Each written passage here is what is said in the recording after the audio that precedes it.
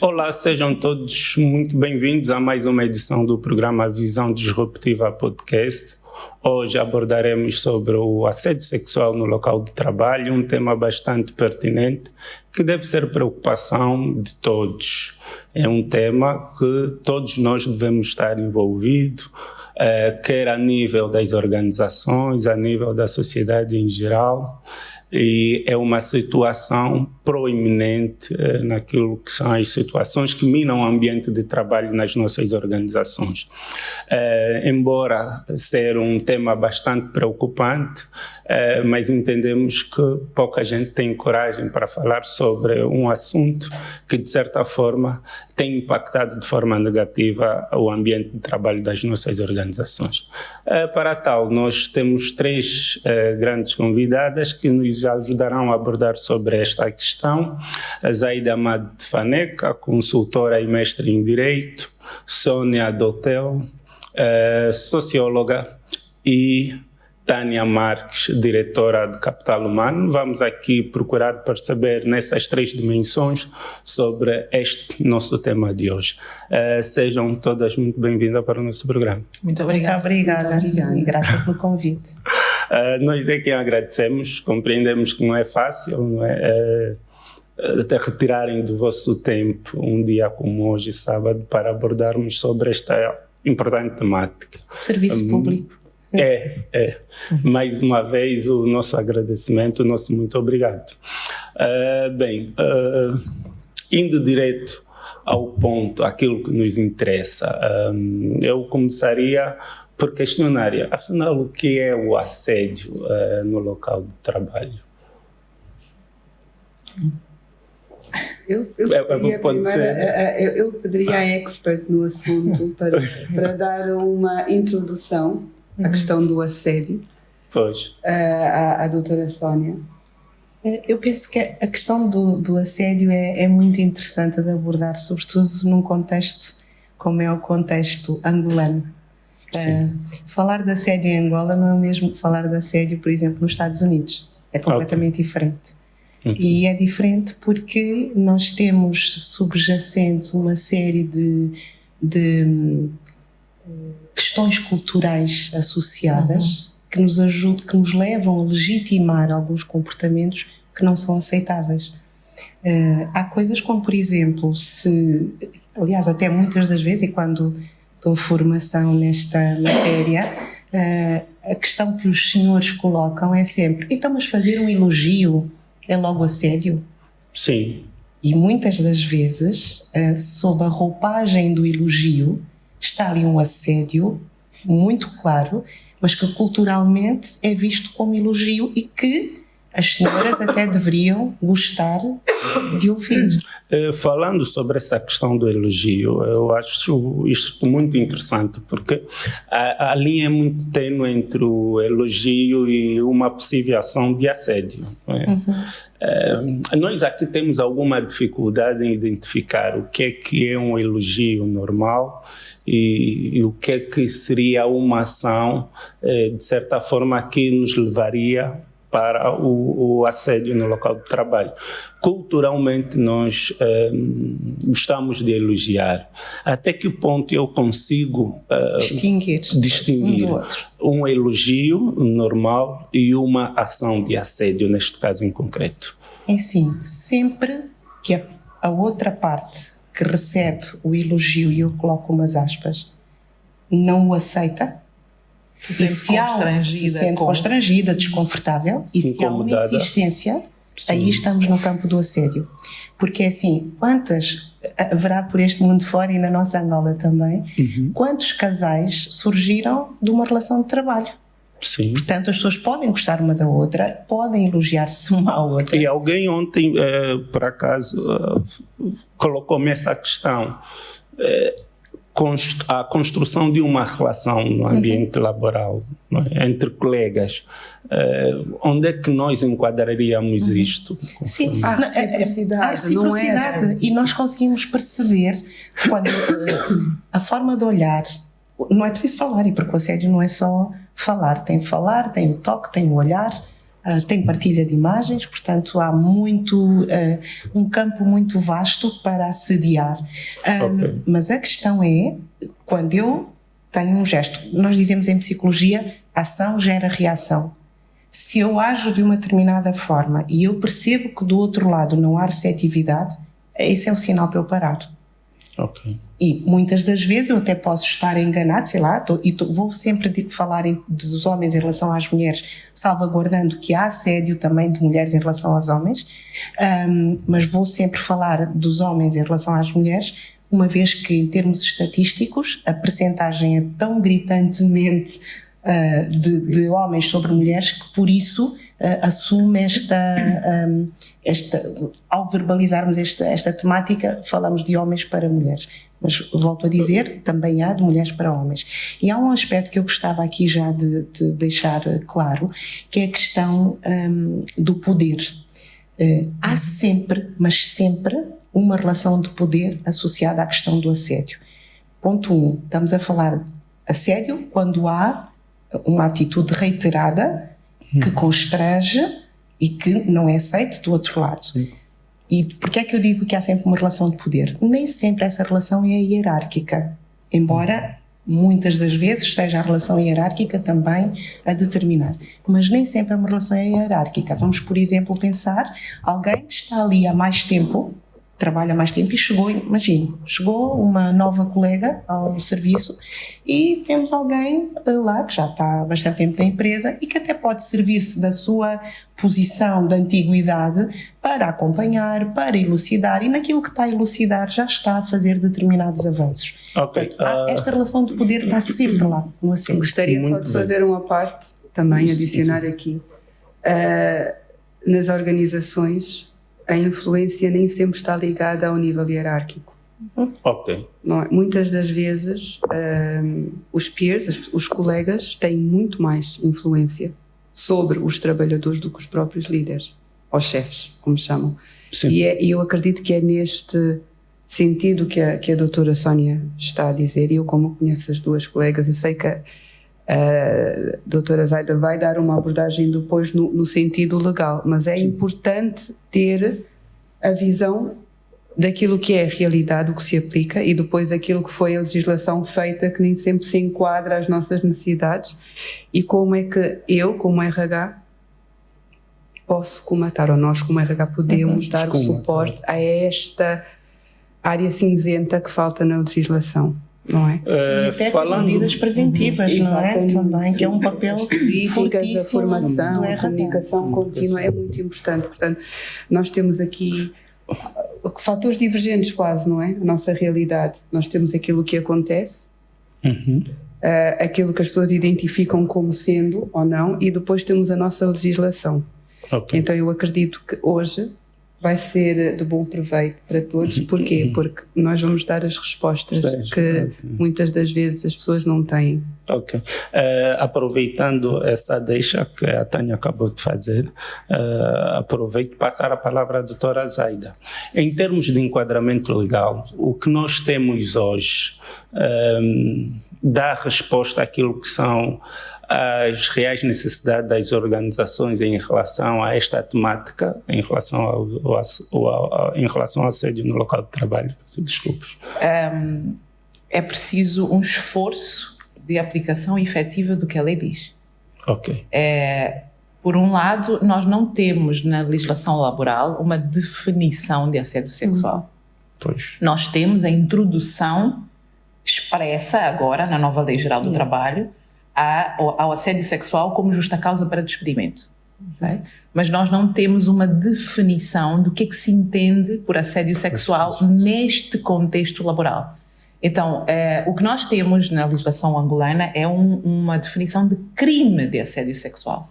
Portanto, mas não necessariamente uma conduta que seja eventualmente punível no sentido de disciplinarmente num ambiente laboral tenha de ser enquadrada num conceito penal. Portanto, temos muitas condutas que levam a despedimento com justa causa, portanto são justa causa e não constituem crime nenhum. E portanto o que tem sido discutido é se devemos nos ater pura e estritamente àquilo que é o conceito penal de assédio sexual nesta introdução expressa a assédio sexual na justa causa. Meu entendimento é que não. Até porque a definição de crime de assédio sexual faz depender esta relação de poder, mas muito expressa, não nesta perspectiva da percepção de poder, que realmente é real no ambiente de trabalho. No ambiente de trabalho, o poder não é necessariamente do superior hierárquico. Exatamente, não é necessariamente, não quer dizer que estamos a falar em um superior hierárquico com o funcionário subordinado. A relação de poder pode naturalmente vir pela antiguidade, a relação de poder pode vir de colegas que têm mais ou menos proximidade, inclusive com o top management. Ou que têm uma maior influência, por várias razões. Mas o conceito de assédio sexual no Código Penal faz depender esta relação hierárquica. E, portanto, deixaria de fora nós interpretarmos a questão do assédio sexual no trabalho com o conceito que está no Código Penal, deixaria de fora uma série de condutas que são percebidas pela generalidade das pessoas como sendo o assédio sexual. Portanto, aqui no ambiente de trabalho, o que nós de facto temos que olhar, por isso é que eu digo que é preciso um esforço acrescido das empresas, das entidades que vão tratar destas questões no ambiente de trabalho, porque é preciso perceber que num ambiente de trabalho existe assédio sexual horizontal, vertical e no vertical ascendente ou descendente. Isso é portanto, verdade. E isto não se coaduna com aquilo que é o conceito de assédio sexual penal. Poderíamos eventualmente ir para um conceito de importunação sexual, que aí já enquadra uma série de comportamentos, inclusive comportamentos que levam outra pessoa a estar constrangida ou por ameaças ou por propostas.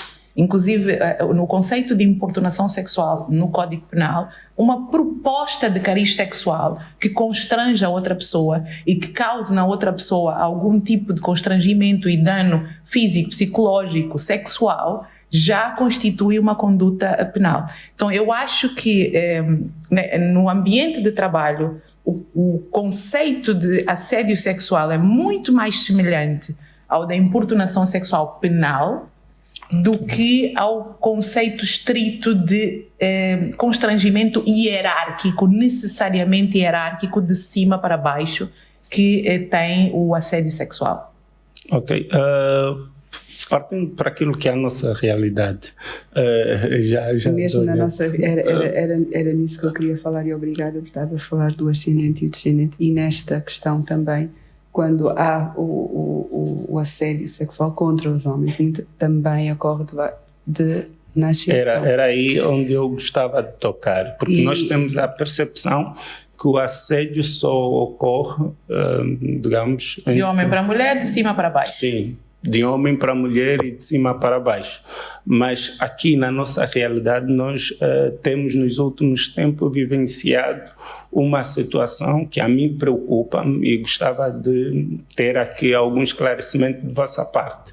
Nas situações em que uma mulher numa posição inferior, não é, vai tendo ações que de certa forma não é, que encaminham para o comportamento de natureza sexual e que muitas das vezes é indesejado para aquela pessoa, não é? Como é que nós enquadramos isto? E aqui refiro-me de pessoas, homens com posições hierárquicas, não é?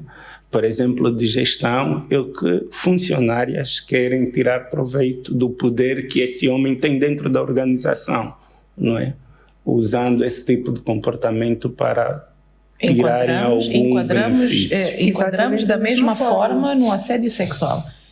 Outra coisa que eu acho que era importante deixar aqui claro, muito embora esta nova lei traga a linha específica de assédio sexual, na verdade este tipo de condutas podem ser enquadradas numa série de outras linhas, numa série de outros direitos e obrigações que decorrem da Lei Geral do Trabalho. Sim. A Lei Geral do Trabalho é muito clara em dizer que quer entidade empregadora, quer trabalhadores devem respeito pela dignidade, pelo bom nome, pela imagem dos trabalhadores. E isto é transversal, é de cima para baixo, é horizontal, é de baixo para cima.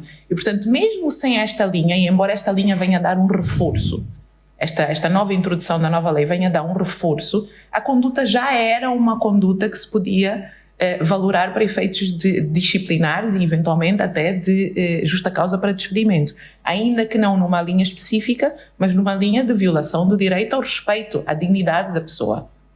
Okay? E portanto, este tipo de condutas que está a falar, eventualmente de mulher para o homem, de uma posição inferior, de subordinado para superior e hierárquico, também se pode perfeitamente enquadrar como violação de um dever no âmbito da Lei Geral. Tânia Marques, no âmbito das políticas de recursos humanos dentro das organizações, como é que o RH tem estado a desenvolver políticas para poder combater esse tipo de situações? Agora tive outra vez o bloqueio do handbook. Regulamento. Na criação do regulamento interno.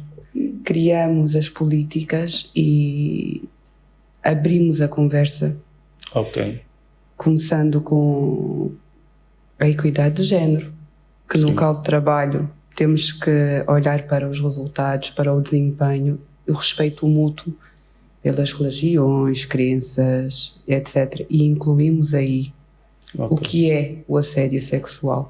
E damos muita abertura para as pessoas virem falar connosco e denunciarem, porque a denúncia são raros os casos que eu tive denúncias, mas sempre que eu tive uma denúncia tentei ao máximo salvaguardar a pessoa, porque não se pode ignorar, não é? Porque muitas das vezes, e aqui a questão cultural dos tais elogios, as pessoas sentem-se, vestem-se de alguma certa forma, gostam de cuidar de si, e então as outras pessoas às vezes argumentam que estão a ser provocadas, porque não é?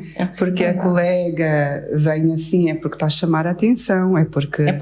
É porque quer. Legitima o assédio. E estes casos, eu gostaria mesmo de usar este espaço para dizer: o local de trabalho não é necessariamente o mundo corporativo, é onde existe um vínculo laboral, pode ser em casa, as trabalhadoras domésticas. Exatamente. E este que também temos relatos que sofrem bastante e também são assediadoras, muitos dos casos, não é? Nesta questão do ascendente e descendente também tentam, também vão assediar, e é importante falarmos sobre esta visão abrangente de tudo que é uma relação laboral, não só no escritório físico, mas que existe em todos os locais onde existe uma relação de trabalho laboral, um vínculo. Falou. E é importante. Também queria acrescentar. Estava só de pegar em algo que o Anselmo disse há pouco, sobre a questão da colaboradora que assedia o superior hierárquico. Voltam aqui as questões culturais. Normalmente os homens, se um homem disser um não numa situação dessas, é aquilo que vulgarmente chamam um boelo, não é? Sim. Ele está quase que até se questiona a sua masculinidade. Como é que então estás a dizer que não? E por acaso alguém que ambas conhecemos muito recentemente partilhava comigo uma situação dessas. Tinha alguém no seu secretariado que se vestia de forma exuberante. E aqui eu estou a falar especificamente deste aspecto, porque muitas das vezes este é o argumento que o assediador utiliza para justificar os seus atos. E a questão é esta: no que diz respeito às mulheres e aos homens também, mas volto a dizer, vou sempre frisar as mulheres, a mulher é dona do seu corpo e ela vai vestir como ela quiser, independentemente de eu estar mais ou menos de acordo com aquela forma de vestir.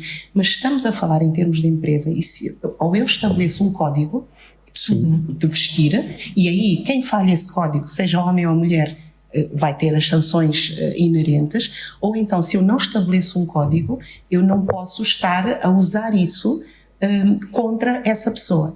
E no caso que eu estava a citar, o superior hierárquico chamou a colaboradora e disse: olha, a forma como você se veste incomoda-me. Então eu peço-lhe que se vista de uma forma menos exuberante, ou então eu vou ter que lhe pedir, vou ter que a dispensar do meu staff mais próximo. E foi esta a posição. Eu costumo dizer, isto é de homem. Isto é que é de homem. Okay. Não é ir atrás, não é tipo o ratinho que vê o queijo e tem que ir lá dar uma mordida. Portanto, este é um aspecto muito importante. Por outro lado, há aqui um aspecto muito, muito importante a frisar, que é a questão da prova. E muitas das vezes... O que é isto, doutora? A questão da prova? A prova é que, por exemplo, as situações de assédio muitas das vezes não são de uma forma às claras. Pública. Sim, porque normalmente o assediador procura... com duas pessoas. Sim, o assediador procura fazer isto no momento em que está ele e a vítima, não é? Para não dar provas. Há uma situação na nossa praça agora, eu não posso citar a empresa que foi, mas uma empresa grande, em que houve uma situação gravíssima de assédio, em que na fase final o assediador esperava quando a vítima passasse pelos corredores e fazia gestos sexuais, mas de uma forma discreta, garantindo que ninguém o estava a ver. Portanto, era do tipo, só ela é que via. Portanto, ela dizendo em qualquer lado, não havia provas em relação a isso. Portanto, depois das palavras e que ela foi rejeitando, passou a fazer isso. E a páginas tantas, ela, e fez-me lembrar isto que a Tânia dizia, haver o espaço para poder falar. Quando ela se dirigiu ao gabinete jurídico da empresa e pediu ajuda, foram movidos todos os esforços. Este assediador foi despedido por justa causa e foram depois duas senhoras e quando houve um evento em que estava todo o Conselho de Administração presente nesse evento. Essa empresa tem outras delegações pelo país, parou tudo para participar do evento sobre assédio sexual no trabalho. Conselho de Administração ali presente. E o PCA depois disse, a mim custou-me saber do caso e saber tudo aquilo que a nossa colaboradora passou durante algum tempo e que ninguém sabia, ou que a maior parte das pessoas não sabia. Mas o que mais me custou foi duas senhoras se dirigirem ao meu gabinete a pedir por tudo para não despedir aquele colaborador porque ele tinha família. Essa é a grande questão. E como é que nós podemos, de certa forma, inibir comportamentos dessa natureza quando os assediadores são protegidos? Porque, em muitos casos, muitos têm posições privilegiadas dentro das organizações. E mesmo que as pessoas denunciem, ou a vítima, neste caso em concreto, denuncie, em muitos casos termina por aí mesmo. E isso, de certa forma, desincentiva as outras pessoas que passam pela mesma situação. Em termos práticos, Tânia, como é que as organizações deviam lidar com esta situação? Porque o que muitos colaboradores, de uma forma em geral, dizem, e aqui em particular as senhoras, é que mesmo que eu denuncie, isto não vai dar em nada porque estou a falar de alguém que tem muito poder dentro da organização e eu preciso salvaguardar este meu emprego. Estas questões não podem ser impunes. Ponto final. E mesmo quando são, não deve dissuadir as pessoas de continuar a falar, porque uma vez que aconteça e a pessoa é impune, ok, ainda pode haver aquela margem de dúvida. Mas quando estes casos têm por norma e natureza de serem recorrentes, porque o caráter da pessoa não muda facilmente, então haverão sempre recorrências e as pessoas devem vir falar. E tem acontecido várias vezes agora, quando e estamos a ver até com atores, com cantores, quando uma pessoa levanta e tem coragem e vem a público, por ser alguém de high exposição, high profile, alguém famoso, cada pessoas mais e mais e mais começam a aparecer. Mas também aconteceu comigo, e algo que é pequeno torna-se uma bola de neve. E depois vemos que, ok, não é um caso isolado, é recorrente, são pessoas que não se conhecem a falar a mesma coisa. Okay. E depois não tem como ser, porque já se tornou público. Eu penso que é parte preventiva, não é? A prevenção. A pessoa tem que se sentir segura. Quando vai fazer uma denúncia destas, ela tem que saber que está protegida. Então isto assenta claramente na prevenção. Sim, com certeza. Se a mensagem passar, se for claro, por exemplo, isto que eu estava a contar, este episódio, quando um conselho de administração e o seu PCA vem dar a cara por esta causa, eu duvido que alguém naquela empresa se atreverá a repetir. Mais uma vez, aqui chamo responsabilidade, não é, às lideranças, porque em muitos casos são os líderes que incentivam comportamentos, ações que levam para esse tipo de situações. A falta de exemplo, não é? Isto também faz com que agrave essa questão do assédio sexual e associado à falta de políticas claras e transparentes em relação a este assunto. Com certeza, com certeza. Claro que era como eu estava a dizer, o que nós estamos a falar é do cenário ideal. Nós sabemos que na realidade, na prática, e como se diz na gíria, o buraco é muito mais fundo. Exato. Eu gosto de usar o ditado de como é que é? Água mole em pedra dura, tanto bate até que fura. Claro que a pessoa, a vítima, em regra, está numa posição de precariedade em relação àquele posto de trabalho. Então, estes receios em eventualmente chegar-se à frente, este receio de se expor, este receio de eventualmente estar junto de um departamento de recursos humanos ou jurídico que abafe a questão, que não dê tratamento à questão, pior do que isso, que exponha a vítima, que receba Sim. eventualmente a denúncia, exponha a vítima e a vítima venha a ser, inclusive, objeto de retaliações. Isto acontece na realidade. Muitas vezes é só a palavra de um contra a do outro. Exatamente. Isto acontece na realidade. Esta questão da prova é muito importante. Gostava também vocês têm estado a falar, quer a doutora, quer a Tânia, têm estado a falar na questão da reiteração. Não necessariamente. Há condutas que, isoladas, causam um prejuízo, um dano psicológico, emocional, físico à vítima. Portanto, não há uma obrigatoriedade de comportamento reiterado para se configurar uma situação de assédio. Uma situação, vou dar um exemplo extremo, de uma secretária que está na sala do seu chefe, como gostam aqui de usar a expressão chefe, e que ela agarra, encosta-lhe a parede e apalpa-lhe. Basta uma conduta para aquilo causar danos sérios naquela pessoa. Sim. Portanto, é preciso que isto também seja entendido, que eu não tenho de sofrer várias ações para eventualmente me sentir vestida no direito de ir junto dos órgãos da empresa, que sejam os órgãos responsáveis pelo assunto, e denunciar uma questão de assédio. A realidade é esta.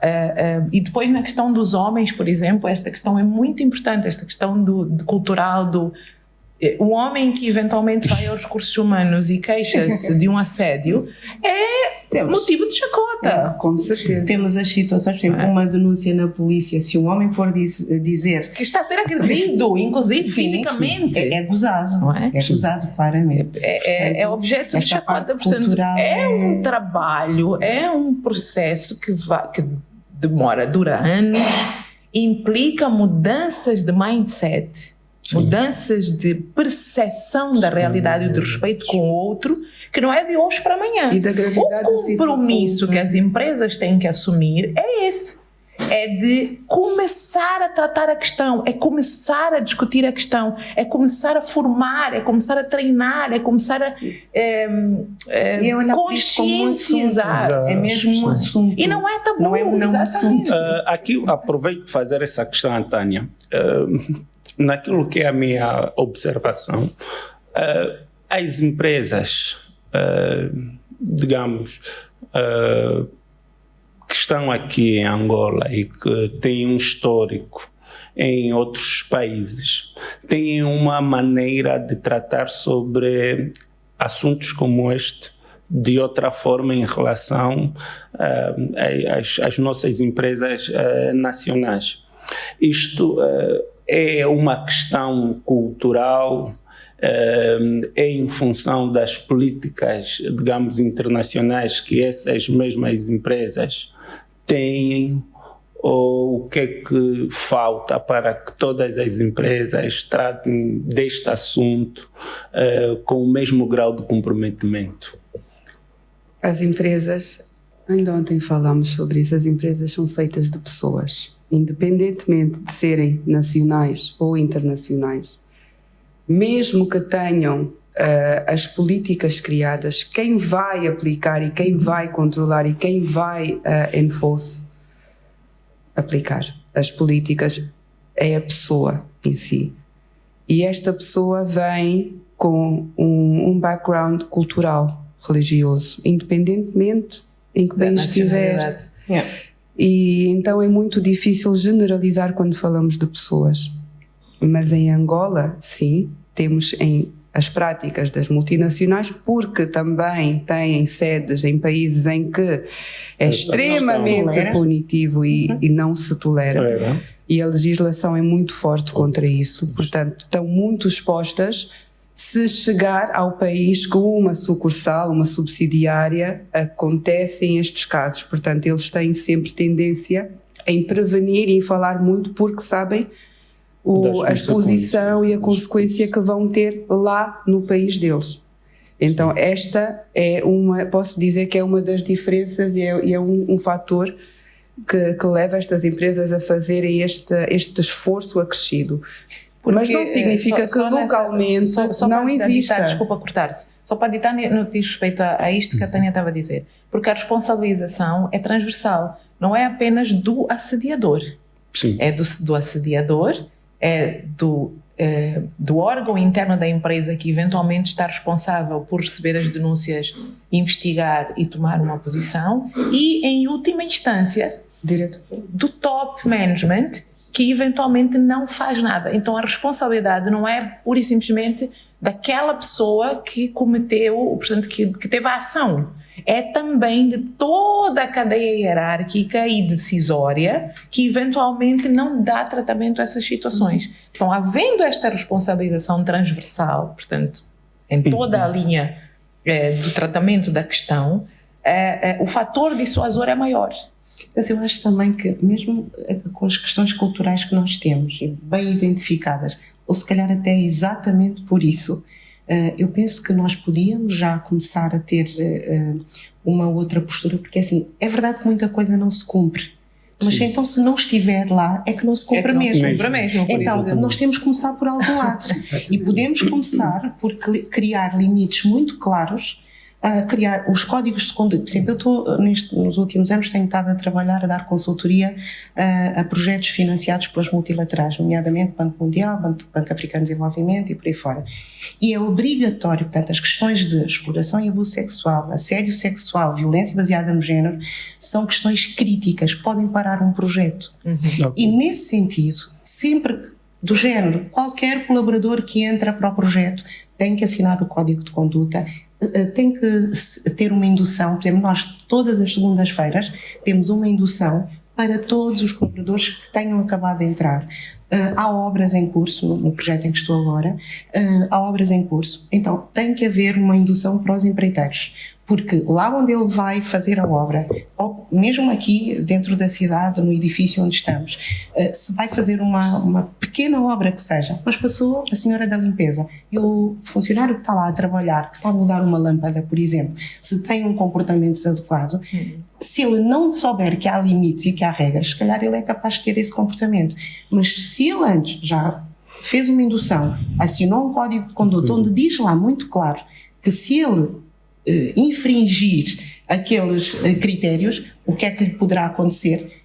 Não, volto a dizer, não quer dizer que não faça, mas a probabilidade de acontecer vai diminuir substantivamente. Então eu tenho também esta esperança, uma vez que neste momento nós estamos com imensos projetos a decorrer em Angola e que financiados pelos multilaterais e que obrigam a este procedimento, eu tenho até a esperança que já alguma isto coisa venha, de certa vá mudar. forma, mas continuamos a ter a mesma resistência, que é do tipo, então mas agora, então se eu passar e der um abraço à minha colega, assim já estou a assediar? Sim, se a sua colega quiser esse abraço e o abraçar também, não há qualquer problema. 2 adultos que estão de acordo em relação a uma ação, está tudo bem. Agora, a sua colega não lhe deu nenhuma razão para você ter esse gesto de proximidade. Você teve-o, sente, e porque assim nós sentimos nós a existência do outro, falamos, claro. Né? Toda a linguagem não verbal diz se a pessoa está ou não está de acordo. Sei lá, diante de um olhar, se me olham de cima a baixo e eu não gostei desse olhar, eu vou se calhar fechar a minha cara e vou dar claramente a entender que não gostei. E portanto, há muitas formas de dizer não. E eu gostaria mesmo de aproveitar esta oportunidade para fazer um apelo a todas as pessoas, homens e mulheres, que estejam nessa situação de assédio, que saibam estabelecer claramente os limites. Doutora, a grande questão cinge-se no seguinte: há muita gente que até sofre, não é? Por comportamentos que levam ao assédio e tem essa dificuldade de identificarem que estão a passar por uma ação de assédio. Não será, digamos assim, a falta de conhecimento de muitos profissionais, nesse caso em concreto, faz com que sintam dificuldade ou tenham dificuldade de identificar uma ação, não é? É aí que entra a prevenção. Pois, por isso é que é importante definir exatamente o que é uma conduta aceitável no ambiente de trabalho. E essas induções servem para isso exatamente. Os regulamentos, os códigos, as formações, os workshops, agora está na moda mandar as newsletters para os e-mails dos colaboradores. Sim. Portanto, reforçar e os team buildings, falar sobre isso. Isso sim, de forma reiterada. Sim. Aquilo que é conduta aceitável no local de trabalho, os mecanismos de prevenção, os mecanismos de repressão, o que as empresas têm adotado agora, e espero que mais e mais e mais adotem, e claro que mais uma vez dizemos que é um processo que vai durar anos, é preciso mudar mentalidades, inclusive, denúncias anônimas. Sim, essa é uma prerrogativa. Sem exposição da vítima. E haver essa garantia de que ela está efetivamente protegida. Exatamente. Okay. Isso é... recurso a entidades externas para a investigação. Quando estão em causa, por exemplo... hierarquias. Numa empresa que eu trabalhei recentemente, sempre que eram processos disciplinares que envolviam posições de gestão, não necessariamente de topo, mas de gestão. Com equipas... Sempre que envolvia isto, a investigação era feita não pelo Departamento de Recursos Humanos interno, mas por uma entidade externa, para garantir ali alguma imparcialidade, algum distanciamento e alguma objetividade. Porque também depois temos aquelas coisas, temos o técnico de recursos humanos, que é o responsável por fazer a recolha de informação, a fazer a recolha de informação sobre o diretor de não sei o quê. Como é óbvio que não vai fazer. Porque ele próprio não é a vítima direta, mas ele próprio está numa posição de subordinação que lhe põe naturalmente mais exposto. A questão da proteção da informação. Muitas pessoas que sofrem o assédio são desmotivadas a colocarem ou a exporem-se em função da falta de proteção de informação. E essa questão vai diretamente para a Tânia, que está ligada aos recursos humanos. Nós hoje também temos recursos humanos em que eles que deviam ser os guardiões das informações são eles que fazem vazar algumas informações de certa forma sensíveis. Como é que o RH encara isso tudo? Sim, infelizmente é uma realidade a falta de sigilo e ética nas empresas, incluindo no RH, infelizmente. Como é que se pode comatar isso? Criando mecanismos, como a colega Zaida disse, de denúncia de forma não confidencial, anónima. O que é que algumas empresas fazem? Criam mecanismos mesmo, yellow boxes, onde a pessoa põe um envelope, tem códigos QR, onde a pessoa vai com o telefone e faz a denúncia. E normalmente quem tem acesso a essas denúncias nas multinacionais são corpos externos à empresa, são lá fora. Muitas das vezes o RH não tem acesso, o RH interno. Muitas das vezes não. O RH não deve ter acesso interno. Então, há uma equipa de investigação, pode ser interna da empresa, mas não física no local, é sempre de fora, que vai ter acesso e vai criar o caso e vai investigar de fora. Porque a pessoa até que está a assediar pode ser do RH, não é? Então, tem que haver este mecanismo e a garantia de proteção a todos os níveis. E para também incentivar as pessoas a falar. Eu sei que na prática são poucas as empresas que fazem isso. Mais as multinacionais, pelos motivos que falamos, têm estes mecanismos. Internamente, se calhar devíamos oferecer esta solução, se calhar devíamos publicar mais e falar que existem, porque muitas das vezes é falta de conhecimento e não sabem que existem estes tipos de mecanismos, não é? Neste momento nós estamos implementarmos a nível nacional um mecanismo de gestão de reclamações, portanto, a nível da área da saúde, está implementado a nível nacional. Há um supervisor por município que tem um tablet, as reclamações que acontecem nas unidades de saúde que são apoiadas pelo projeto, eles têm uma caixa de reclamações, mas há roll-ups deste género com todos os canais de reclamação que vão desde um e-mail, um site, um número de telefone, e aquele número de telefone é só aquela pessoa que vai receber aquela reclamação, e os supervisores vão de unidade sanitária em unidade sanitária explicando que as pessoas podem reclamar, podem fazê-lo anonimamente, se não quiserem podem ser por interposta pessoa, portanto podem pedir a alguém que o faça por elas. Está feito um fluxograma com os tempos de resposta, ela sabe exatamente, em 5 dias ela vai ter uma resposta.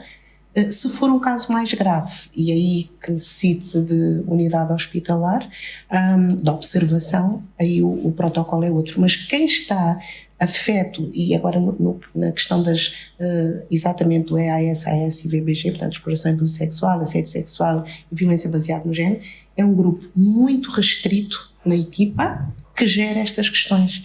O próprio supervisor, se recebe uma reclamação, ele não vai investigar nem vai fazer nada. Ele vai imediatamente comunicar com a pessoa que está a gerir isto. E mais, ele, em termos estatísticos, ele preenche, mas imediatamente gera um código e tudo daí para a frente só funciona com o código. Portanto, nem sequer tem o nome da pessoa. Portanto, estamos aqui a afinar esta ferramenta. Ainda há muito pela frente, mas dizíamos há pouco, é começar a fazer alguma coisa. Temos que começar por algum lado. Temos canais de denúncia da Procuradoria-Geral da República, temos canais de denúncia da Inspeção-Geral de Trabalho. Os mecanismos estão aí. E tem que ser divulgados também. Os mecanismos estão aí, precisam começar a ser utilizados. E nós, como público em geral, precisamos começar a cobrar efetividade desses mecanismos. Porque também eles existirem e depois não funcionarem também não nos serve para nada. Mas cabe a cada um de nós fazer este papel de fiscalizador dos mecanismos que existem.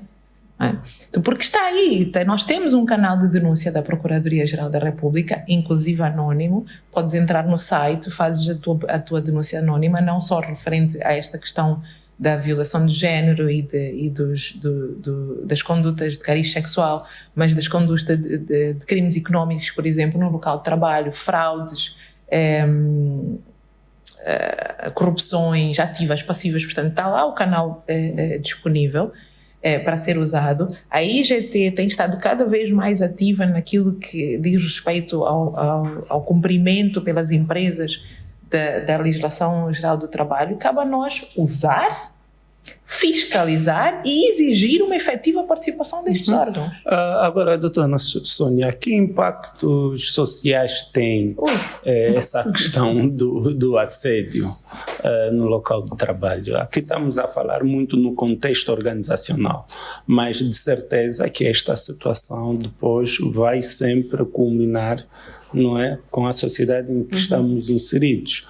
Que impacto isso vai ter para a nossa sociedade se nós não levarmos a sério essa questão do assédio no local de trabalho? Sim, os impactos são vários, a vários níveis. Cada pessoa não trabalha só. A pessoa trabalha, tem a sua família, tem o seu grupo de amigos, portanto nós temos vários papéis, estamos inseridos em vários núcleos, digamos assim. Só de pensar, por exemplo, em termos pessoais e em termos da saúde psicológica, mas também saúde física mesmo, a somatização, ou seja, a somatização é quando eu tenho determinadas queixas que não são diretamente ligadas a uma doença física, mas têm a ver com questões psicológicas. Vou-lhe dar um exemplo concreto: aquela criança que não gosta daquela escola e antes de ir para a escola tem dor de barriga, vomita, portanto tem um conjunto de sinais que aparentam ser uma doença, mas é uma questão psicológica. E no caso das pessoas vítimas de assédio reiterado, prolongado, há uma das causas que ultimamente se tem vindo a encontrar a justificação, que é a fibromialgia, que são dores musculares, tem a ver com aquela pessoa que está muitas vezes num ambiente em que ela está contraída, está tensa, ela não se apercebe, mas todo os seus músculos estão contraídos e acaba por desenvolver uma fibromialgia e não tem cura. Portanto, a fibromialgia não tem cura. A questão de alguém que está nesta situação e que se calhar vai ganhar níveis de irritabilidade em casa, porque aquilo tem que sair por algum lado. Acumula, e quando está num ambiente seguro, digamos assim, provavelmente o de casa, é capaz de ter níveis de irritabilidade ou desenvolver mesmo processos depressivos. Portanto, há todo aqui um conjunto de consequências. E depois isto também ter repercussões económicas, porque assim, alguém que está numa situação destas provavelmente vai meter baixa. Quando se vê que não consegue... Não produz. Exatamente, portanto, se ela vê que não consegue continuar naquele ambiente, o caminho ainda assim mais fácil será meter baixa. E quando ela não está a trabalhar, não está a produzir, portanto o país também perde com isso. E eu penso que nós estamos aqui a falar, e somos 3 mulheres a falar sobre este tema, e mais uma vez agradecer ao Anselmo ter aceito também este desafio de falar sobre o tema. E estamos exatamente numa altura do ano em que é ideal falar. Nós estamos aqui nos 16 dias de ativismo contra a violência contra as mulheres. No caso do Brasil, eles fazem 21 dias, porque começam mais cedo com o Dia da Consciência Negra, e então são 21 dias. Mas estes 16 dias a nível internacional têm a ver com datas muito específicas, e é muito interessante, nós estamos a falar nisto, e os 16 dias terminam, começam no dia 25 de novembro, e que tem a ver com a morte de 3 irmãs, e depois se quiserem pesquisar sobre isso, eram chamadas as mariposas. Começou com a morte delas, elas foram assassinadas. Depois vem o dia 6 de dezembro, em que foi um caso no Canadá em que um homem achou que as mulheres não tinham o direito de estudar engenharia, e portanto ele entra na faculdade, foi chamado o Massacre de Montreal, e mata 14 raparigas, e depois termina no dia 10 de dezembro, que é o Dia dos Direitos Humanos. Portanto, está aqui enquadrado, e eu gostava muito e quero muito sublinhar isto. Estas questões todas que estamos aqui a falar não são uma questão de mulheres, é uma questão de direitos humanos. É disso que nós estamos a falar. E quando as empresas ou qualquer outra organização promove a prevenção destes casos, está a agir em prol da cidadania, Está a agir em prol dos direitos humanos, não está a fazer nenhum favor, não está a ter uma atitude solidária, porque muitas das vezes as coisas são vistas desta forma, não está a ter uma atitude solidária. E também quem não faz até agora, que não use como argumento que é uma frescura das mulheres, que agora estão a querer ser mais do que os homens, que é muito este o discurso que nós também vamos ouvindo. E mesmo a questão, por exemplo, da roupa, e eu sou cristã, e portanto, quando eu digo isto, é assim, não se trata de defender esta ou aquela forma de vestir. O que se trata é de eu não usar de uma posição para poder fazer mal a alguém, porque é fazer mal, efetivamente, em nome do que quer que seja. Mas, doutora, ainda dentro dessa questão é justificar dentro dessa questão da roupa, eu compreendo que a roupa não deve ser motivo para que as pessoas usem ações indevidas que possam, de certa forma, causar desconforto de natureza sexual a outrem. Mas as organizações também não deveriam, de certa forma, estabelecer aqui códigos de conduta podem que inibem certos tipos de vestuário. Mas não acontece. A questão é que exatamente, a questão é que a forma como a sociedade vê isto, e eu vou agora dar o exemplo do extremo, foi violada porque estava às 2 da manhã na rua com uma mini saia. Estava a pedir, não é? Estava a pedir. Este é o limite, né? É o limite extremo de uma violação. Não há nada que justifique a prática de um crime. Não há nada que justifique a prática de um assédio. Não é porque... mas a colega vem sempre com um batom vermelho. O batom vermelho é associado à sexualidade e tal. Pode simplesmente estar de acordo. Se a empresa tiver um código de vestuário, muito bem, implementa o código de vestuário, mas se não tiver, é preciso que nós tenhamos consciência que isso não justifica uma conduta menos própria. Eu não posso dizer doutoras, que assediei porque ela estava pôr aqui uma parte. Deixe-me só dizer aqui uma parte na questão da roupa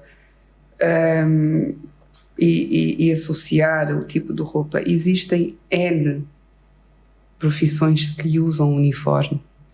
E estas mesmo posições e profissões que usam uniforme ainda assim continuam a ser alvo e vítimas de assédio, exatamente porque usam uniforme.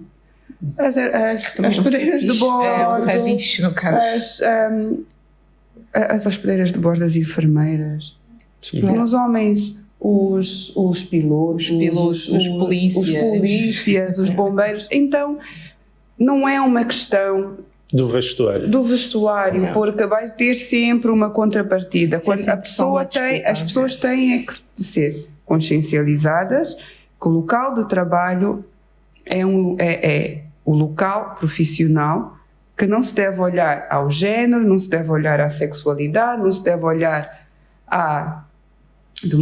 digo isto de modo pejorativo, temos que respeitar. Não estamos, se eu concordo, se eu não concordo, se gosto, se eu não gosto, é algo meu. Eu estou ali para desempenhar um papel só. E vou desempenhar este papel, vou cumprir, como eu tenho as minhas obrigações e os meus direitos. Uma das minhas obrigações que está na lei é não só cumprir com aquilo que são as minhas tarefas, mas é respeitar o próximo, respeitar as políticas e ponto. E respeitar o próximo, respeitar as políticas passa por não praticar assédio, olhar para a colega e dizer, está muito bonita hoje. E mesmo que não esteja escrito no regulamento assédio. Sim, exatamente. Porque a base é respeito pela dignidade do outro. E a dignidade do outro, mesmo que não esteja lá tipificado no meu regulamento, que é proibido condutas de assédio, e eu descrevo eventualmente aquilo que eu entenda, tendo já um artigo, e isso mesmo empresas que não têm um regulamento, isso decorre da Lei Geral do Trabalho, um dos deveres dos trabalhadores é respeitar a dignidade de todos os que estão no ambiente de trabalho. Doutor, eu queria trazer aqui uma questão, não sei se enquadra-se dentro daquilo que nós estamos aqui a abordar sobre a questão do assédio sexual. Nós sabemos que aqui a nossa realidade é um bocadinho atípica. E em muitos casos, para se conseguir uma vaga, há o famoso teste do sofá, que todos nós já ouvimos falar, não é? Essa questão que muitas das vezes faz com que as pessoas, para conseguirem uma certa promoção, uma certa oportunidade de emprego, e aqui refiro-me essencialmente às senhoras, estejam sujeitas a passarem, digamos, por situações constrangedoras. Nós devemos enquadrar isto também como assédio sexual? Com certeza. Isso é mais do que assédio. É mais do que isso. Isso é abuso sexual. Isto é abuso sexual. É exploração e abuso sexual. Já cabe nesta outra definição. Mas estão todos ligados. Isto está tudo ligado. E é uma violência baseada no género, claramente também. Aqui, continua a dizer, há uma relação de poder. Aqui, quando dizemos violência baseada no género, não é só de homens sobre mulheres, é também de mulheres sobre homens. Sim. Sempre que há uma relação de poder e que eu uso essa relação de poder para obter favores sexuais, isto é uma violência baseada no género. Portanto, doutora Zaida, temos prazos para fazermos denúncias em relação, por exemplo, a uma situação de assédio? Ou a situação ocorreu e quando me der, assim, vontade para... Se estivermos a falar no âmbito da legislação laboral, existem prazos de prescrição, existem prazos de caducidade. Não é? Uma conduta que aconteceu em janeiro, a prescrição de uma infração disciplinar é de 1 ano. Não é? Portanto, eu não posso... Nos termos da lei, uma conduta que me acontece em janeiro de 2023, eu não posso só resolver denunciá-la ou trazer ao conhecimento da entidade empregadora em fevereiro de 2024. Portanto, já terá passado 12 meses. O que o legislador entende aqui? É que se eu não reagir à infração que foi cometida neste prazo, é que ela não causou nenhum efeito acautelável, digamos assim. E, portanto... Claro que se estivermos a falar o que pode não ser necessariamente verdade, mas nos termos da Lei Geral do Trabalho há um prazo de prescrição para as infrações. Por outro lado, existe o prazo para a própria entidade empregadora reagir contra as infrações que toma conhecimento, que é um prazo de caducidade de 22 dias úteis para começar um processo disciplinar. Mas isto é naquilo que diz respeito a procedimento disciplinar. Não existe um prazo, no caso de condutas reiteradas, por exemplo, elas vão se vencendo. Se ela for reiterada, este meu prazo vai também sendo... Em relação à última. Exatamente, em relação à última conduta. Depois, existem os prazos de prescrição da lei penal, que são outra coisa. Porque eu posso sempre reagir nos 2 fóruns. Eu não tenho necessariamente que ficar restrita ao fórum laboral. Eu posso denunciar a conduta dentro do meu ambiente de trabalho e eu posso denunciar a conduta junto dos órgãos de autoridade policial. Portanto, a mesma conduta pode preencher uma justa causa para despedimento e pode preencher uma conduta criminal. E levar ao despedimento e à prisão, se for o caso. Portanto... E são processos diferentes. São processos autónomos, exatamente. E aqui, desculpa só, Anselmo, só mais uma questão, que é esta questão da caducidade. Há situações, e já vimos, tudo o que tem a ver com estas questões do fórum sexual, há medo associado, medo de perder emprego, medo de não acreditarem naquilo que está a dizer, medo de ser enxovalhada, de ser estigmatizada, porque, por exemplo, se está a ser assediada pelo menino bonito do escritório, de repente, e se outras colegas até estão confortáveis com esse assédio, aquela pessoa é que vai sofrer bullying, provavelmente, porque ela é que está fora, é o peixe fora d'água. Então, há aqui uma série de razões para que a pessoa não denuncie de imediato. Às vezes a pessoa até se põe em dúvida. Será que estou a ver mal? Estou a ver coisas que não existem? E tudo isto pode levar a que a pessoa adie uma denúncia. Então é injusto estabelecer um prazo, mas era como a Zaida dizia, não tem que ficar presa ao local do trabalho. Tem outros fóruns onde pode fazer a sua denúncia. Aqui há um tempo atrás nós fizemos um trabalho muito forte com a polícia, exatamente por estas questões de denúncia, porque na nossa polícia também havia muito a atitude, então mas... É preciso formação, inclusive, dos órgãos. E não era entendido como uma coisa séria. Há países que têm delegações policiais específicas para crime de cariz sexual. Porque as pessoas têm um treinamento diferente, porque é preciso entender a posição daquela vítima. A questão da prova é muito relevante. E isto que dizias há pouco, sobre uma das coisas que está a ser revista, a lei contra a violência doméstica, está a ser revista agora. E está a ser revista exatamente porque está-se a introduzir uma série de artigos que tornam a própria lei execuível, digamos assim, porque havia uma série de situações que, embora configurem crime, não tinham resposta na lei 25/11. Então teria que se ir ao Código Penal. E quando se vai para o Código Penal, era aquilo que a Zaida há pouco dizia, as coisas às vezes não estão tratadas ao detalhe, são algumas referências, exceto a área, e depois mas não há depois aquela especificidade que precisamos para poder agir em determinadas situações. E depois fica ali às vezes alguma subjetividade de quem tem poder, se calhar, para pagar o recurso jurídico, que depois é fácil, não é? Eu costumo dizer, um versículo fora do contexto é um pretexto, não é? E é um bocado por aqui, portanto, quem tiver mais força, não é?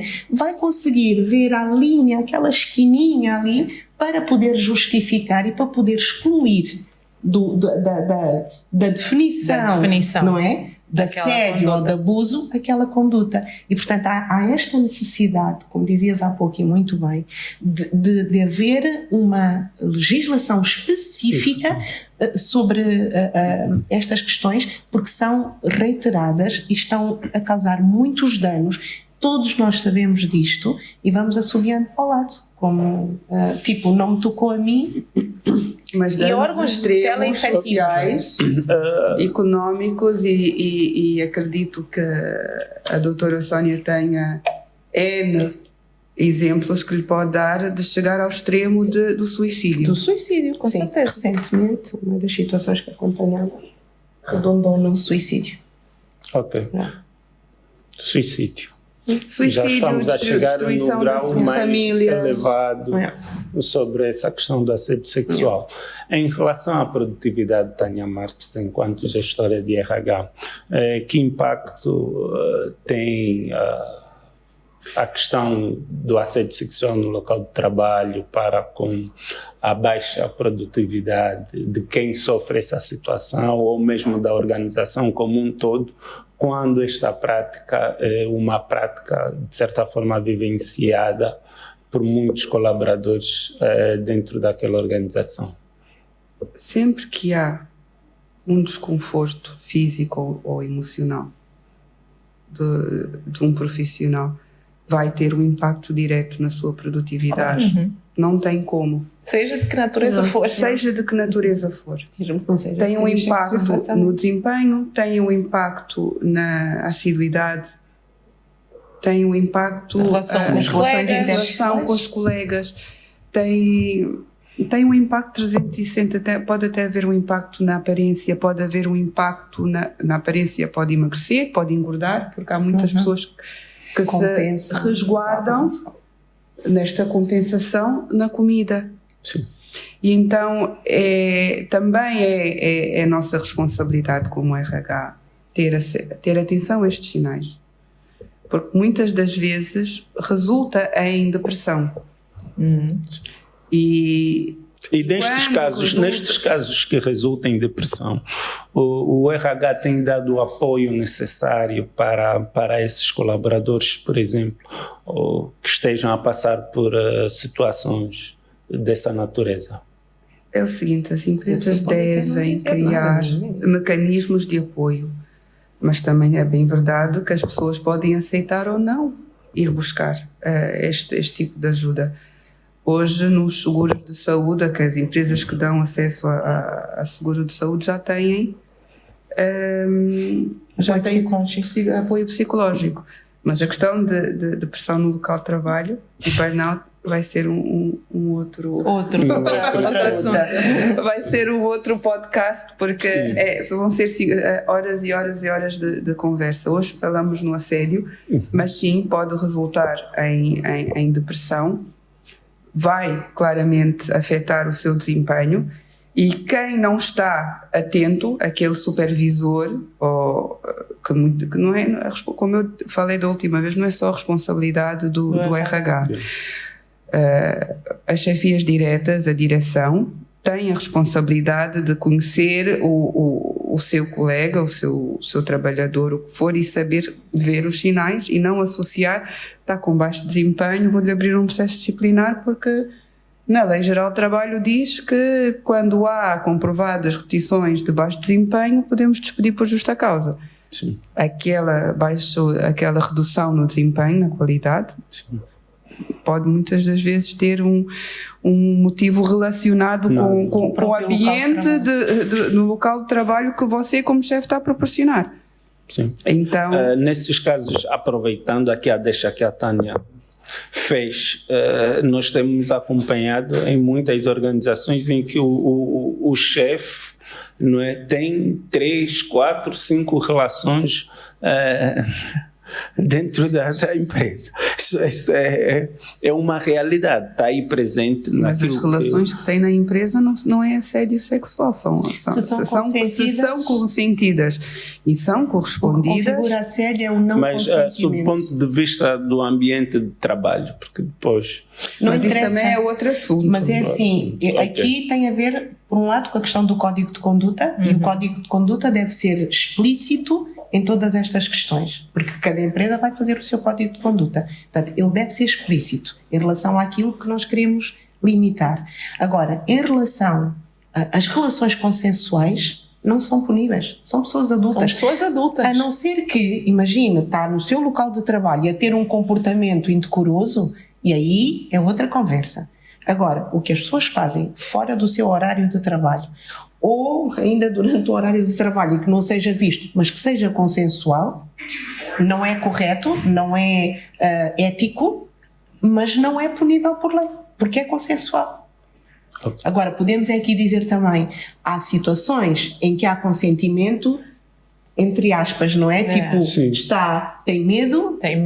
Isso não é consentimento. Exato. Não, por isso é que eu pus entre aspas, não é? Portanto, a pessoa tem medo de perder o emprego e vai sujeitando a essas situações, mas não quer dizer, se lhe perguntassem se podia parar aquilo, se calhar ela dizia agora mesmo, não é? E mas lá está, já não é o assédio, já é... Agora, aqui o único crime. Aí está sempre do lado da vítima, que é denunciar. Exatamente. Portanto, é ela que tem a prerrogativa da denúncia. E eu continuo a dizer, normalmente uma vítima, se sentir segurança ao fazer a denúncia, ela denuncia. Sim. E esta segurança começa primeiro pelo acolhimento.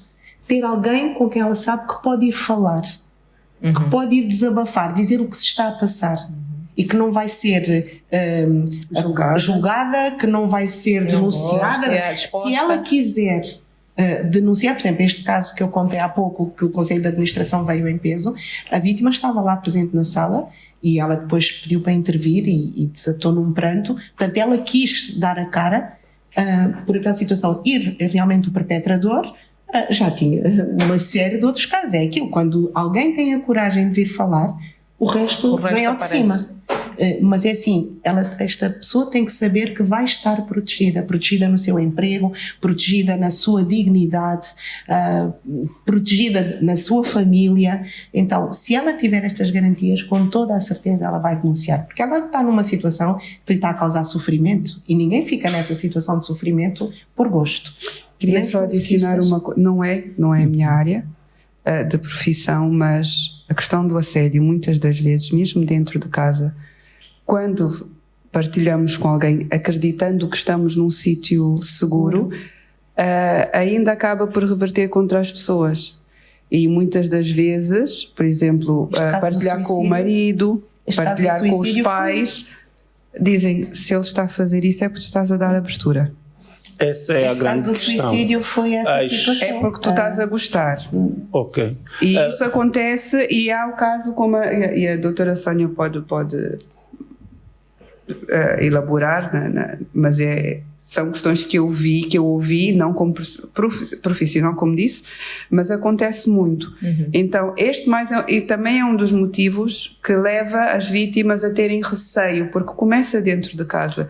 E então é bom haver estes podcasts para trazermos o assunto e darmos algumas soluções de que as pessoas devem encontrar caminhos, e onde não se sentirem confortáveis, se calhar é melhor mesmo não falar e procurar. Olha, eu estou aqui, podem vir desabafar, nós podemos daqui todas estamos presentes e oferecemos sempre uma forma de encontrar uma solução. Mas é bom começarmos a falar, é bom começarmos a denunciar, porque quanto mais nós denunciarmos, quanto mais vir a público, mais vai dissuadir as pessoas a fazerem. Muito bem. Aproveitando aqui, doutora Sónia, sobre os efeitos psicológicos, assim, de forma muito rápida. Muitas das vezes as pessoas que denunciam depois não têm uma rede de apoio, ou seja, imagina, ela passou por essa situação dentro da organização e são os colegas, por exemplo, que depois vão julgá-la. Mas aquela colega também esperava-se isso, ela é a que está sempre com as roupas assim, daquele modo, daquele jeito. Qual é a importância que a rede de apoio, nesse caso em concreto, vai jogar, né, para que a pessoa se sinta confortável em expor a situação que está a viver, quer dentro da organização, quer até, eventualmente, dentro da própria família, conforme a doutora Sónia falou e muito bem, o exemplo que acabou por trazer referencia-se a uma situação em que ela expôs as situações familiares, se eu bem entendi, e não acreditaram. Não acreditaram e não deram o apoio devido a essa pessoa. A rede é fundamental em tudo na vida. Nós funcionamos, somos uma sociedade, nós temos que ter esse suporte, não é? Eu penso que a questão, por exemplo, das consultas de psicologia, de uma maneira geral, as empresas não têm essa resposta e deveriam ter. E deveriam ter de uma forma tão espontânea que entrar no gabinete do psicólogo ou da psicóloga fosse um ato tão normal que não precisássemos de pensar que aquela pessoa está a passar por alguma situação dentro do trabalho. Deveria ser uma resposta que a empresa oferecesse. Mas, por outro lado, só concluir, Tânia, por outro lado, em termos do sistema de saúde, deveria haver essa resposta de forma gratuita, eu acho mesmo, e funcionar. E nós não temos isso de forma gratuita ainda? O nosso sistema de saúde é gratuito e não é. É oficialmente gratuito, mas é oficiosamente não gratuito. E por outro lado, e eu digo isto, sublinho isto muitas vezes, é a falta do sigilo mesmo entre profissionais da psicologia, que é uma área, assim, todas as áreas profissionais deveriam ter esta obrigação do sigilo, mas a área da psicologia é fundamental. É a vida da pessoa que está ali nas mãos. Tem contacto com os detalhes mais íntimos da vida dela. Portanto, se há área que tem que ter sigilo, é essa a jurídica e tal, fomos a ver, são várias, mas a da psicologia é o princípio de tudo, eu acho, para que a pessoa se sinta forte o suficiente para travar outras batalhas.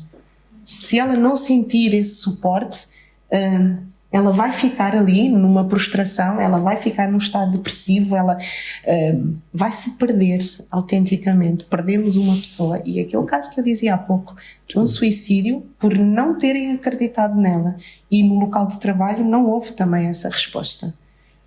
Por isso é fundamental este lado humano, e eu sempre digo, e agora aqui não estou a dizer para a Tânia porque ela para mim é um exemplo no trabalho que faz é sim, senhor. E portanto isto não lhe cabe a ela, mas até usando a sua rede de contactos para, por exemplo, logo a seguir ao debate da ética, liguei para ela e estava a dizer, eu acho que é importante falar disto e ela veio e estamos aqui agora a falar e portanto exatamente. Ela tem sido também este pivô para abordar alguns temas, mas eu costumo sempre dizer a questão dos recursos humanos, a maior parte do tempo nós focamos no R dos recursos e esquecemos o H do humano.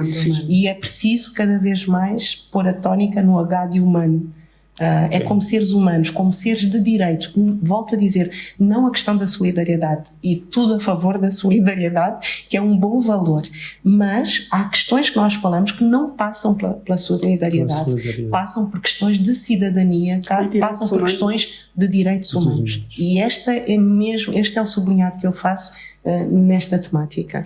Tânia, em função do que a doutora Sónia acabou de dizer aqui, tem recebido apoio devido para iniciativas do género? Na minha prática, eu crio muito. Sim, ela cria, exatamente. Eu crio sempre. A minha dificuldade nesta temática, como estava até a doutora Sónia estava a dizer, eu na minha prática, eu tenho sempre cuidado de adicionar a psicologia, o tratamento, as consultas no seguro. E tenho sempre cuidado de fazer estas newsletters e desmistificar e criar sempre formas de quebrar o estigma de ir à procura de ajuda psicológica, porque é um estigma muito grande ainda aqui, especialmente no local de trabalho, em que o trabalhador pensa que quando cria este benefício, ou não digo benefício, este direito, este serviço, que é porque o RH quer saber os segredos dos trabalhadores, então não vão. Então é um trabalho constante, ter ali, levar o cavalo à fonte e dizer, mas tens mesmo que beber, por favor, porque vai-te fazer bem. Não posso beber porque esta água tem veneno. Então é um trabalho dobrado, criar para já.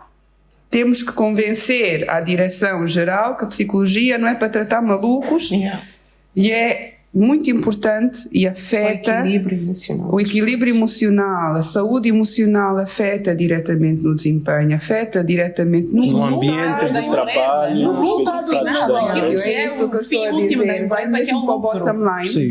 Então então pronto, vamos ali com a batalha, conseguimos ganhar e depois a outra batalha é divulgar aos colaboradores e convencê-los a irem à procura de ajuda, porque eu tenho inúmeros casos em que eu vejo que a pessoa claramente não está bem e a pessoa tem medo de procurar ajuda e não vai procurar ajuda e não quer e nem sabe como, e tens ali a solução e a pessoa simplesmente não vai. Então isso é muito, já passa a ser uma decisão própria. É importante criar este serviço, é importante oferecer este serviço, mas é muito trabalho, é um trabalho global, comunitário, desmistificar, quebrar mesmo o estigma de que ir ao psicólogo, de que estar depressivo não é doença do rico ou frescura, ou não ir ao psicólogo não é porque é maluco, porque como há doenças físicas, também há doenças emocionais. Não, e a depressão só surge porque fizeste um caminho que não trataste. A depressão ela já aponta e é reconhecida pela Organização Mundial de Saúde como uma enfermidade, é uma doença. Não é uma frescura. Sim, há pessoas que têm baixa médica porque estão... Quero trazer aqui uma questão para a reflexão. O comportamento, não é, do assediador, isto se calhar parte de casa, não é? Se calhar são pessoas que, enquanto meninos, a mensagem não foi bem passada sobre como devem portar-se no meio dos outros, como devem portar-se perante as senhoras e etc, etc. A questão do respeito, não é?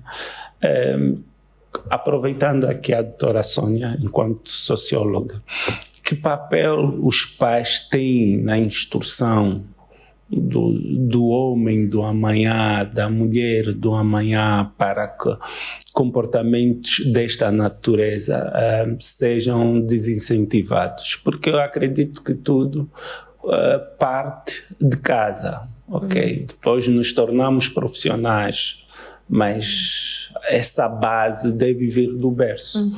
Esse papel tem sido bem exercido. Para o bem e para o mal, porque se nós virmos, e é tão frequente ouvirmos, eu sempre digo, aqui nas vestes de socióloga, as músicas de um país dizem-nos muito da cultura do país. E nós, por exemplo, quantas músicas nós temos enquanto se fala da assentada familiar, não é? É a mãe, o pai, os tios, por exemplo, a dizerem a uma mulher que se deve continuar a sujeitar à situação de violência em casa, porque olha, eu também já fui assim, se eu estou com o teu pai até hoje foi assim, ter outra, não faz mal. Então, isto para o bem e para o mal, e por acaso este foi um dos artigos que está na atual lei contra a violência doméstica, que dizia lá claramente que uma das medidas a tomar era que a família se responsabilizasse. Assim, na questão da violência doméstica eu acho que é exatamente o oposto, é melhor que a família não se meta, sinceramente. É verdade. É porque infelizmente culturalmente ouvimos muito isso, é só nós vamos só há questões culturais, e as questões culturais as questões culturais moldam um povo e são a nossa identidade. Portanto, isso são muito importantes. Eu não estou aqui de forma alguma, e peço que seja bem entendida, a pôr as questões culturais como uma coisa negativa, mas nós também sabemos que há práticas culturais nocivas, e são essas, ou em relação a essas, que eu me posiciono. E só formos a ver, e eu agora vou dizer uma coisa que toda a gente me vai acusar, mas é assim, o próprio alambamento é uma prática cultural nociva, porque você está a dizer a um homem que esta mulher vale não sei quantos panos, não sei quantos, é uma compra. E se eu compro algo, eu sou dono disso que eu estou a comprar. E ao ser dono, eu posso fazer o que eu quiser com um bem que é meu. E há músicas que também devolvem também com propriedade. Se eu comprei, também posso devolver. Exatamente. Portanto, esta questão da educação, só dizer isso. A questão da educação, sim, tem um peso enormíssimo. Nós temos a primeira fase da socialização, mas depois temos uma segunda fase de socialização. E se nós pensarmos do ponto de vista do desenvolvimento, a fase da adolescência é uma fase em que nós precisamos muito da aprovação dos nossos pares. Aí não conta pai nem mãe, nem o que é que pai e mãe ensinaram. É muito os pares. O que os meus amigos fazem, eu faço também para ser aceito naquele grupo, porque nessa fase nós não conseguimos ficar fora do grupo. E é aí que às vezes vai depender muito com quem é que eu estou a conviver. Portanto, não podemos dizer taxativamente é a educação, porque mesmo quando há uma educação nesse sentido, há outras esferas onde nós circulamos e que podem ter uma influência positiva ou negativa, independentemente da nossa educação de base. Mas ela sim, claramente, os princípios, os valores, o respeito, não é? Um valor fundamental, isso vem lá desde o início. Mas doutor, só uma questão que eu também acho que é importante tocar aqui. Muitas das vezes, e isso não é falado, os próprios agressores também já foram agredidos, também foram vítimas outrora, então isto também influenciou para criar. Não tanto na questão do assédio, se estamos aqui só a falar do assédio, se for a questão por exemplo, do abuso sexual, sobretudo a questão do abuso sexual de menores, que nós falamos pouco e fazemos pouco. Isso sim está aprovado, há imensos estudos a provar isso. Cerca de 90% dos casos de abusadores, eles próprios foram abusados também. E, portanto, há aqui uma distorção em termos emocionais e em termos do certo e do errado, e às vezes até o abuso é também uma forma de curar aquela ferida. Que lá está. E com isto, é assim, não estou a fazer qualquer defesa, porque não a tem, pelo mal que causa, mas ela é explicada exatamente como tu dizias, Tânia, a pessoa foi vítima e acaba por mais tarde ser um abusador. Mas na questão do assédio não, a questão do assédio tem outro desenho, digamos assim. Ok, nós começamos a entrar na fase derradeira do nosso programa, mas há algumas questões que não gostava de deixar de fazer em função disto. A doutora Sônia falou sobre uma questão que achei bastante interessante, que é as nossas músicas. E, verdade seja dita, nós temos muitas músicas com um pendor sexual muito grande. E ouvidas, dançadas, decoradas por crianças. Por crianças. Aliás, hoje as crianças abdicaram-se das músicas infantis e adotaram certos estilos musicais como sendo as músicas infantis. Não é? E isso tem um impacto muito grande na construção do homem, da mulher, da pessoa, do amanhã que se pretende. É uma série de fatores, não é? Desde a educação de casa até a exposição, porque as crianças não estão fechadas numa redoma. Sim. Daí a doutora ter dito que a determinada altura é o que os pares fazem, é o que os amiguinhos da escola também fazem, é o que o vizinho faz, é o que ele ouve no rádio. Portanto, a formação do homem e da mulher tem ali uma panóplia de inputs externos, não é? Inputs externos que não necessariamente se consegue controlar, trazer só no seio familiar, portanto, daquilo que é a educação parental. Mas há um aspecto importante, Zaida, que é a questão, por exemplo, do uso das tecnologias. E nós vemos também as crianças, ainda há bem pouco tempo num hotel, pequeno almoço, e era aquele barulho do... E eu às tantas pensei assim, olha, vai cair mal, mas eu também, como utente deste espaço, também estou no meu direito. E dirigi-me aos pais. Era uma criança, não tinha 2 anos ainda, e lá estava com os bonecos e com a coisa toda. E é esta falta de tempo dos pais para estarem com as crianças que não lhes permite acompanhar a educação da sua criança, direcionar essa educação. Vamos ter essa conversa ali. E, portanto, cada vez mais eu sinto os pais muito demissionários do seu papel e a tirar para a escola a responsabilidade da educação. A escola não educa, a escola ensina. Educação e ensino são coisas diferentes. A formação do ser é um papel dos pais. E cada vez mais, nós temos muitas situações nas escolas que são um reflexo da falta de educação, não da falta do ensino, porque eles vão saber. Infelizmente, eu ouço muitos pais a dizer, então, mas se eu pago e ele fica lá das 8 às não sei que horas, a escola devia. Não, a escola faz o seu papel, mas os pais... Tivemos uma conversa sobre isso com uma conhecida que estava a dizer, não, mas a escola atende. A escola atende aquilo que é o seu papel. Nós, como educadores e pais, lá está, a tal educação, a formação da pessoa, nós temos de ter um papel fundamental. Há uma coisa interessante a propósito destes 16 dias de ativismo e do dia 6 de dezembro, foi criada uma organização que é o Laço Branco. Existe desde essa altura. Este episódio que eu relatei, o tal massacre de Montreal, aconteceu em 1989 e em 1991 foi criada esta organização que se chama Laço Branco e que existe em vários países aderiram a isso, e que se trata da não violência dos homens contra as mulheres e tem a ver com uma masculinidade positiva. E, curiosamente, eu trabalhei com... Ele é um jurista, ele é um juiz cabo-verdiano e esteve connosco cá a fazer um trabalho, o Clóvis, e o Clóvis, sendo jurista, deputado, é um ativista pelos direitos das mulheres e pela não violência. Ele ao sábado vai pelas ruas em Cabo Verde, em diversas ilhas ele faz isto, Então, quando as crianças estão a jogar futebol, ele entra no jogo, também vai lá e joga, e quando o jogo acaba, ele senta com os meninos no chão e começa a conversar com eles sobre a masculinidade positiva.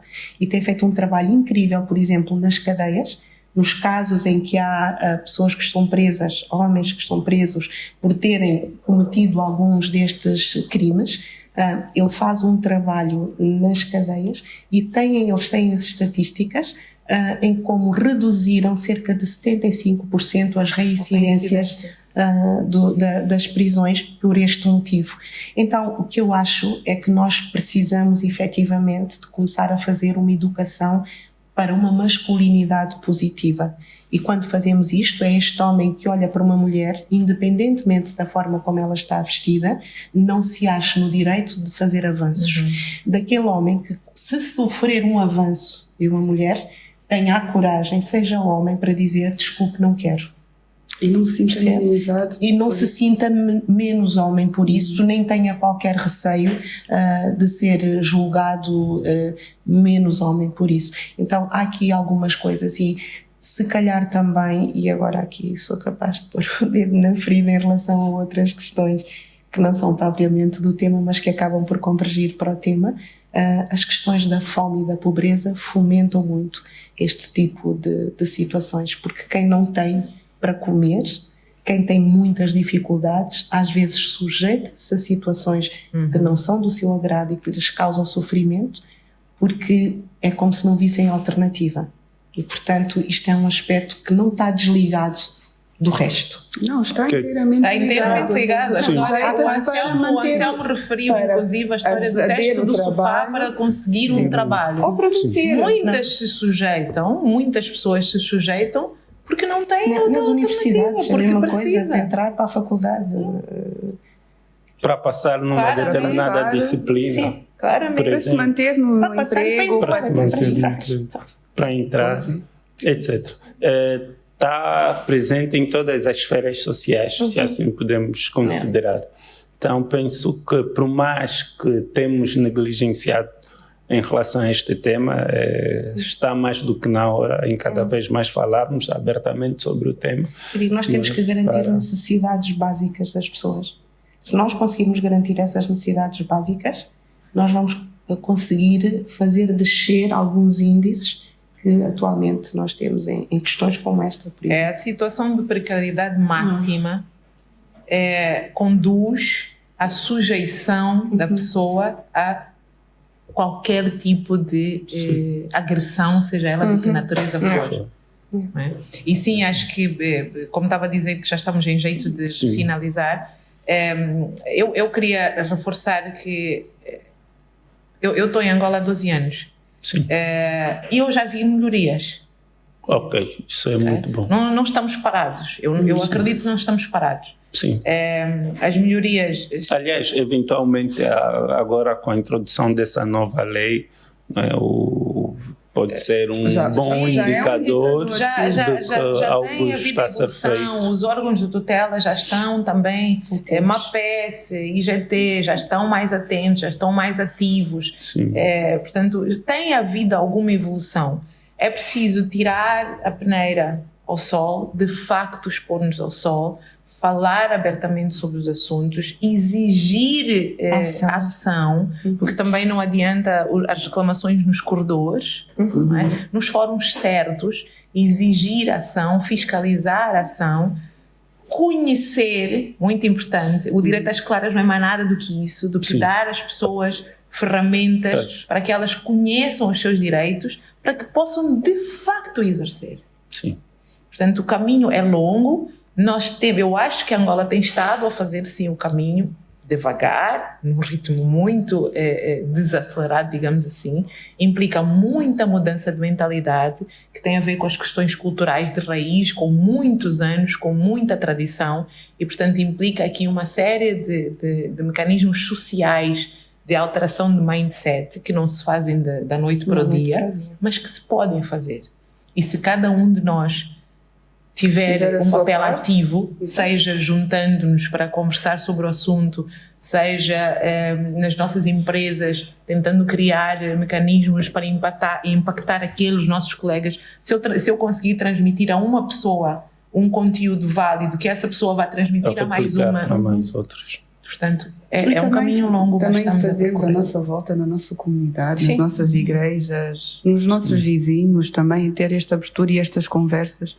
Sim. Porque muitas das vezes as conversas, ou nos corredores entre colegas, ou a passar a rua com os vizinhos, também é uma forma de plantar a semente. Já falei na igreja, estou-me a lembrar um dos temas sobre violência doméstica, já falei sobre abuso sexual de menores, tratado em igreja, e isto as pessoas depois no final a virem falar, portanto quando vinham cumprimentar e dizer eu passei por isso. São tantos os casos. Bem, agora já em jeito conclusivo, gostava de questionar as três, não é? Enquanto mulheres e profissionais e dotadas de beleza, isso também influencia muito na nossa realidade, não é? Para que a pessoa sofra ou não o tal assédio. Penso que deve estar dentro disto. Já alguma vez passaram por essa situação e se passaram, como é que vocês contornaram isto? Como é que vocês resolveram essa situação? Eu acho que já falámos aqui. É criar limites, conhecer os direitos. Sim. E normalmente, quando nós temos a confiança e o conhecimento daquilo e impormos e somos recorrentes, normalmente podem tentar uma vez, mas não tentam mais, porque as pessoas sabem a quem vão. Ok. Facilmente se consegue dissuadir quando se há esta, de forma, também o peso e a medida, não é? Tem que ser equiparado, mas também são muito frontais. Se calhar a resposta tem que ser igualmente frontal, se calhar usando um bocadinho de comédia, mas sendo recorrente, e depois se calhar ser um bocadinho um tom mais sério e tentar sempre cortar o mal pela raiz. Eu passei recentemente por uma situação dessas num ambiente de formação. Na hora da pausa para o pequeno almoço, um dos senhores dirigiu-se a mim e fez um comentário, eu não diria ofensivo, mas foi abusivo, a meu entender. E, portanto, eu na altura estava com o meu prato, desviei-me, saí, depois teve-se ali no convívio, e quando voltámos à sala, como era eu que estava a dar a formação, e exatamente ia falar sobre exploração, era este o meu tema. Sim. E então disse, eu gostava aqui de dizer, portanto, há pouco, no pequeno almoço, fui assediada por uma das pessoas que aqui está nesta sala, sou de Suzy. E portanto, não disse nada à pessoa na altura, porque queria dizê-lo aqui. Okay. Queria dizê-lo aqui. Eu só não vou agir de uma forma mais musculada, porque ainda não tinha dado o tema. Então eu vou dar o benefício da dúvida à pessoa, de que eventualmente ele não saberia que o que estava a fazer comigo era um assédio. Ok. Tá. Doutora, por favor, diga quem é. Temos que levar a instâncias superiores. Era tudo diretores. Okay. E eu disse, não, a pessoa que se acusa, a pessoa está aqui na sala. Bom, a sensação que eu tinha é que ele deixou de ter pescoço. Ele encolheu-se de tal maneira. Então eu não disse, mas quando terminámos esse período, ele veio ter comigo mais tarde e disse, quero pedir desculpas. Não peço desculpas, eu peço perdão. Nunca mais volta a acontecer. Só para vocês verem, no dia a seguir nós fizemos a foto de família, todos juntos ali e tal. Quando acabou a foto de família, ele veio ter comigo, doutora, posso fazer uma foto consigo? Eu disse, este homem não tem emenda. E um colega me dizia, não, isso é paixão, paixão. Eu sou mais assertiva. Ok. Eu, felizmente, sempre fui capaz de dizer não. Logo no primeiro desconforto que me foi causado, limites logo muito claros, muito diretos, sem comédia nenhuma. Muito claros. Eu quando cheguei a Angola e vinha naturalmente, vinha da Europa, portanto com uma mentalidade muito reta. Assertiva. Calorosa, vou pôr entre aspas menos calorosa. Lembro-me do episódio de eu para chegar à minha sala tinha que passar por um open space. Eu conto isto muitas vezes. Tinha que passar por um open space e ao passar pelo open space um dos colegas disse: doutora, estás bem boa hoje. Depois disseram que não, mas isso é muito natural, eu não gostei, senti-me desconfortável. Na altura disse bom dia a todos, deixei passar uns minutos, chamei o colega à minha sala e disse-lhe: eu não admito qualquer tipo de comentário sobre a minha aparência. Zero. Não quero estar bonita, não quero estar gostosa, não quero estar boa. Não admito no ambiente de trabalho nenhum comentário sobre a minha aparência. Estamos claros? Mas desculpa, mas aqui não. Tá. A mensagem foi transmitida. Ele transmitiu aos demais, reagiu mal e tal. Algumas pessoas me disseram que eu tinha reagido de uma forma excessiva, que era muito natural, natural e tal. Eu não o expus, não falei logo, não. Disse bom dia, entrei, chamei-o e falei com ele e disse: não admito. Mas e a partir daí para frente... Nunca mais ninguém fez nenhum comentário. Isto é fundamental, a questão dos limites. E aqui no meu caso, eu quis mesmo passar a mensagem para aquelas pessoas todas que ali estavam, até porque íamos falar do tema. Então eu pensei, o momento oportuno ali não vai só com um, vai para todos já. E de alguma forma sei que o envergonhei, sem citar quem era. Ele provavelmente não se terá acusado e, portanto, não ficou tão exposto, mas acho que lhe serviu de emenda para não repetir, acredito eu. Toda a gente, mas pelo visto veio pedir a foto. Se calhar foi só um gesto normal, mas ainda assim não fiz a foto com ele, portanto isso não quero. Portanto, ficou claro para mim, eu não, com outra pessoa qualquer teria feito a foto sem qualquer problema, aliás fazíamos, mas com ele especificamente não fiz, portanto... Não. Bem, assim sendo, só me resta agradecer mais uma vez pela vossa presença. Já se passaram quase 2 horas, né? 1 hora e mais de 30 minutos, sensivelmente, de conversa. Foi muito gratificante ouvi-las de uma forma em geral e esperamos termos as doutoras de volta assim que justificar, não é? O nosso muito obrigado mais uma vez. Obrigada pelo convite e pela ousadia em trazer estes temas para a discussão. Muito obrigado, muito obrigado. Penso que é tudo. Estamos juntos. Estamos juntos.